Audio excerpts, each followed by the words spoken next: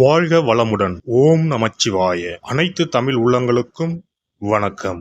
நிகழும் மங்களகரமான விசுவாசு ஆண்டு பங்குனி மாதம் 18ஆம் நாள் புதன்கிழமை அன்று சதுர்தசி திதியில் உத்திரம் நட்சத்திரத்தில் விருத்தி நாமயோகத்தில் வணிசை கரணத்தில் அமிர்தயோகம் கூடிய நன்னாளில் இந்த மகத்தான ஏப்ரல் மாதம் பிறக்கிறது.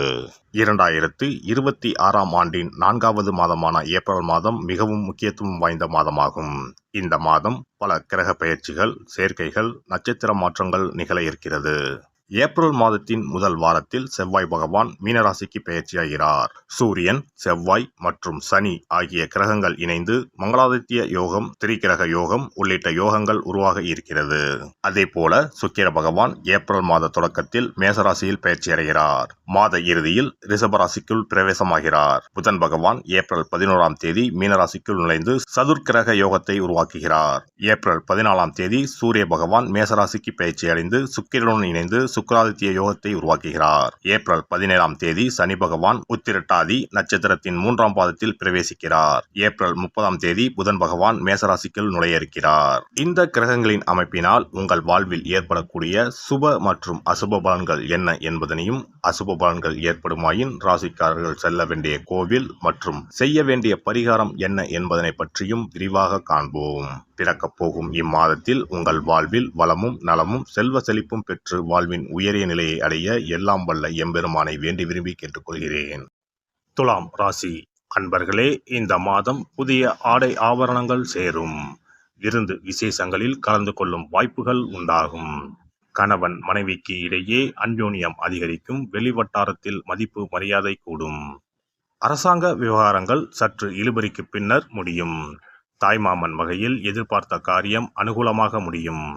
வாழ்க்கை துணை மூலம் எதிர்பாராத பொருள் வரவுக்கு வாய்ப்புண்டு. பழைய வாகனத்தை மாற்றி புதிய வாகனம் வாங்குவீர்கள். மறைமுக எதிரிகளால் ஏற்பட்ட தொல்லைகள் விலகும். உறவினர்கள் வருகையால் வீட்டில் மகிழ்ச்சி நிலவும். ஆனால் உடல் நலனில் கூடுதல் கவனம் செலுத்துவது மிகவும் அவசியம். தாயுடன் கருத்து வேறுபாடு ஏற்படும் என்பதால் பொறுமையை கடைபிடிப்பது அவசியம். தாயாரை அனுசரித்து செல்வது நல்லது.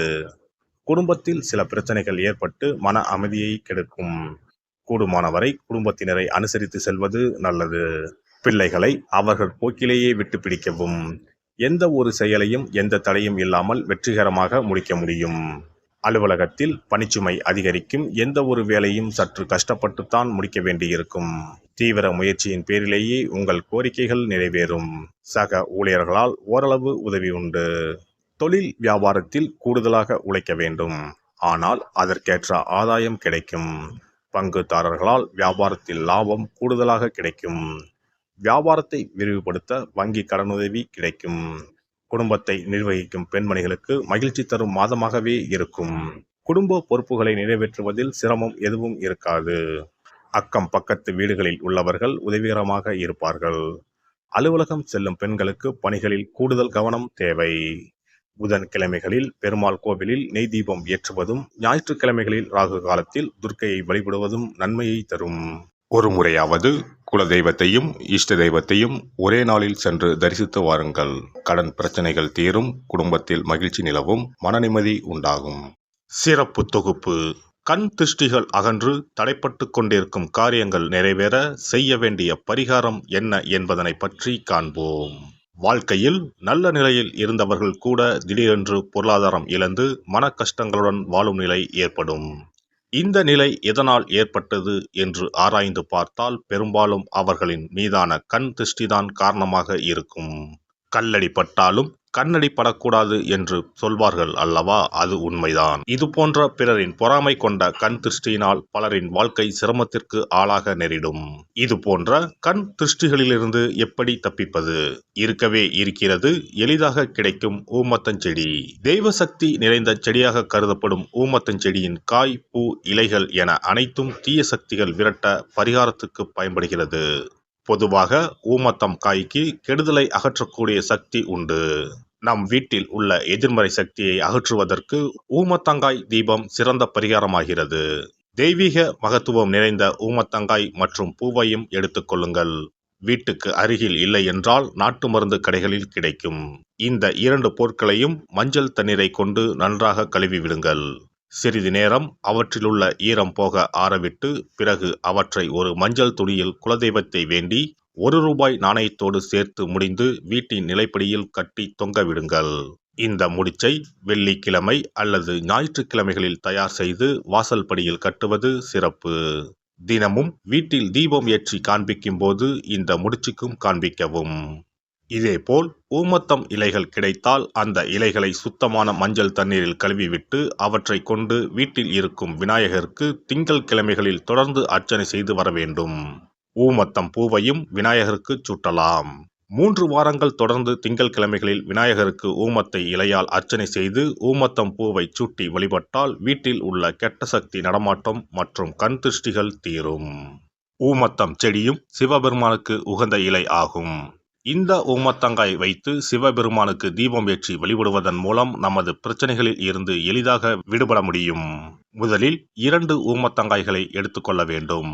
அவற்றின் மீது முட்கள் இருப்பதால் மிகவும் கவனமாக கையாள வேண்டும். ஊமத்தங்காயின் காம்பு பகுதிகளை வெட்டி கொண்டு கத்தியை பயன்படுத்தி ஊமத்தங்காயின் உள்ளே இருக்கும் விதை பகுதியை முழுவதுமாக நீக்கிவிட வேண்டும். பின்னர் 2 அகல் விளக்குகள் மற்றும் விளக்கு வைப்பதற்கான 2 தட்டுகளை எடுத்து சுத்தம் செய்து அவற்றிற்கு மஞ்சள் குங்குமம் போட்டு வைத்துக் கொள்ள வேண்டும். பின்னர் 2 தட்டின் மீதும் ஒவ்வொரு அகல் விளக்கை வைத்துக் கொள்ள வேண்டும். அதன் பிறகு எப்போதும் பூஜை செய்வதற்கு வைப்பது போன்ற வெத்தலைப்பாக்கு, பழம் போன்றவற்றை வைத்துவிட்டு 2 விளக்குகளையும் ஏற்றி சிவபெருமானை மனதார வேண்டிக் கொள்ள வேண்டும்.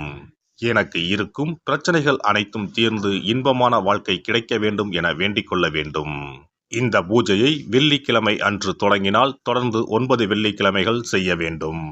ஊமத்தங்காயின் மீது எவ்வாறு முட்கள் இருக்கிறதோ அதுபோல நமது வாழ்க்கையில் இருக்கும் முட்கள் போன்ற பிரச்சனைகளை அவை தீர்த்து வைக்கின்றன. இந்த பூஜையை நாம் தொடர்ந்து செய்து வருவதால் நம் மீது இருக்கும் கண் திருஷ்டிகள் அகன்றுவிடும். தீராத துயரங்கள் தீர்ந்துவிடும். பணம் நகை நம்மிடம் பெருகி வரும். சிலருக்கு கையில் சுத்தமாக பணம் இருக்காது. வறுமை தாண்டவமாடும். கடன் தொல்லையால் கஷ்டப்படுவார்கள். பண பிரச்சனையில் சிக்கி கொண்டிருப்பவர்கள் இந்த தீபத்தை ஏற்றினால் 3 வாரங்களில் நல்ல பலனை பெற முடியும். தொழிலில் நல்ல முன்னேற்றம் இருக்கும். கடன் பிரச்சனைகள் தீரும். உறவினர்களிடையே பகைமை இருந்தால் அவையும் மறைந்துவிடும்.